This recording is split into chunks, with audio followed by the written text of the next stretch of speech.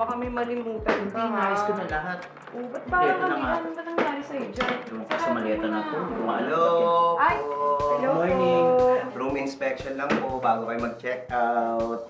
Ah, hindi po ba dapat pag ganun nasa lobby na kami? Ay, noon po yun. Pero ngayon nagbago na po kami ng mga policy dito. Ginagawa po namin to bago kayo makaalis. Para kung may mga kailangang aregluhin, kung may mga kailangang ayusin, alam niyo na, iwasan po natin yun bago kayo makatakas. Sige po, sir. Check po natin yung Sige po, bedroom. saan po? Dito Ayan. po. Dito po muna tayo. Ayan. Ano yung bedroom? Nice, diba, sir? What Yeah. is this? Teka, sir, ma'am, dito po ba kayo natutulog? Opo, bakit po, sir? Bakit ganito? Bakit parang hindi nagulo? Ah, hindi. Pagkagising ho namin, nilinis na ho namin. Parang syempre magandang tignan. Ay, bakit nyo ginagawa? Parang hindi nyo ginagawa yun.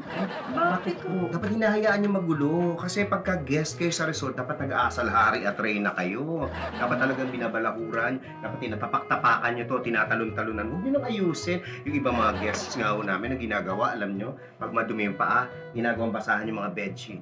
Pinampupunas ang paa, tapos iniiwan lang na nakakalat dyan. Grabe naman yun. Oo, pati mga unan talaga, ginagawa nilang pampatuyo ng buko. Ay, ang... Ginagawa talaga silang Oo, kaya natataka ko sa inyo, bakit ang linis? Hindi pa linis lang po talaga, ma'am.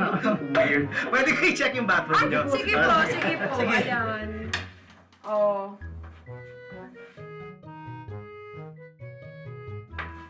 OMG! Ah, bakit po, sir? Ginamit nyo ito?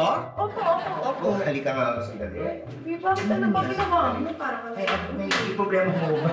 Hindi. Bakit ganito? Bakit wala mga putik-putik? Wala mga buhangin sa sahig? Bakit ganito? Nilinis ko na po kanina. Nakakaya kasi iwan. Bakit nyo nilinis? Hindi yung ginagawa dito pagka-guest kayo sa resort. Huwag yung gagawin nyo. Dapat hayaan nyo lang na madumi. Oo, halimbawa yung basurahan nyo, pag puno na, tapon nyo sa toilet.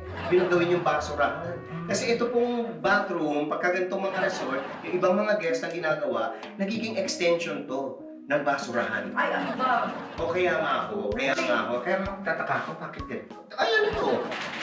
Itong mga amenity kits, may laman.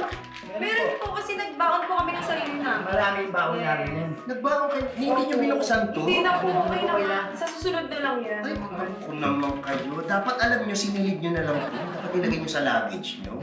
O may mga ganun talagang gumagawa ng mga guests. Bago pa nga lang nagsimula ng stay, nakatago na yung mga ganito. Ay, totoo.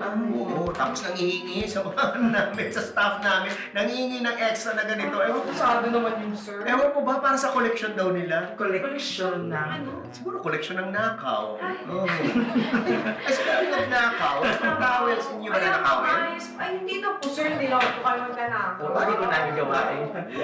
Kung hindi nyo na nakawin, kahit sana pinutikan nyo na lang, o ginawa nyo basahan. So, bakit hindi nyo mauwi? Hindi nyo mananakaw pag madumi.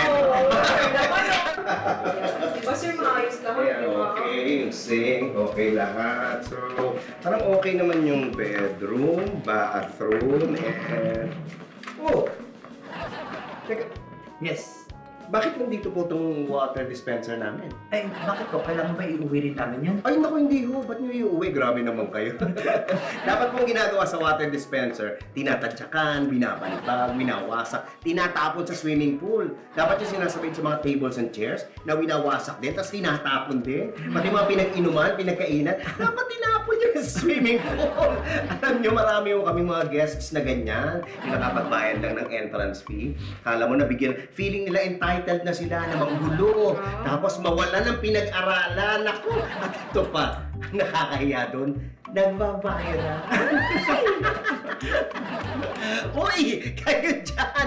Alam naman namin, hindi kayo entitled. Alam naman namin, may pinag-aralan kayo. Kaya alam niyo naman, joke lang to. Bubble gang lang po ito eh. Kami po dito, puro ganito lang. Puro good vibes lang kami. Pero kung may mga kilala kayong ganyan na ginagawa sa resort, ay nako, itag nyo kami. Tag nyo pa ng pictures at saka ng mga videos. Para naman, mag-enjoy tayong lahat dito. So mula po sa resort namin, happy summer!